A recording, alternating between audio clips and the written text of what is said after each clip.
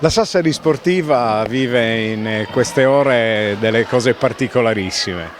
È giunta la notizia che il nostro Simone Piroddu è diventato campione europeo per quanto riguarda la lotta libera, quindi ancora un successo per l'Athlon.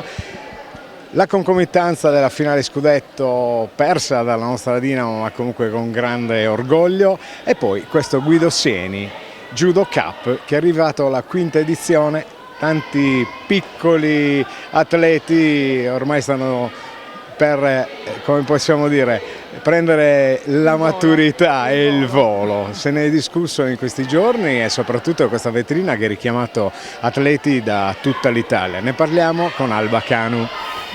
Sì, è così. Questa città è spesso fonte di grandi entusiasmi per lo sport e devo dire che le città sportive lavorano e lavorano duro per ottenere risultati. E questo è un esempio virtuoso. La Guido Sieni Cup del 2019 è aumentata, è migliorata, continua a crescere e così speriamo possa fare per il proseguo sino a diventare un punto di riferimento non solo nazionale ma noi diciamo anche europeo. Risultato che peraltro ha già ottenuto un'altra grande società, quella della Dinamo, che in campo europeo ha portato Sassari alla ribalta e in campo nazionale non ha sfigurato, ha fatto un ottimo percorso. A questo si aggiunge il gruppo della ginnastica artistica che sta in queste ore gareggiando con le piccole atlete e poi la lotta libera che ha ottenuto questo splendido risultato con Simone Piroddu, la medaglia d'oro a livello europeo.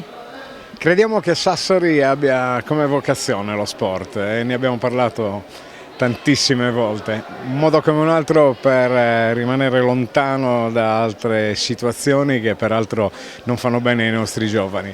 La risposta è davvero importante e bisogna continuare a dare linfa a chi? Alle società che credono nei progetti, quelli destinati al non medio ma lungo termine. Certo, questo è il segreto, sostenere le società serie che si occupano di sport, ma soprattutto come amministrazione comunale, con l'apporto di tutta l'amministrazione pubblica, quindi a livello nazionale, a livello regionale e così via, ampliare e migliorare il sistema degli impianti sportivi.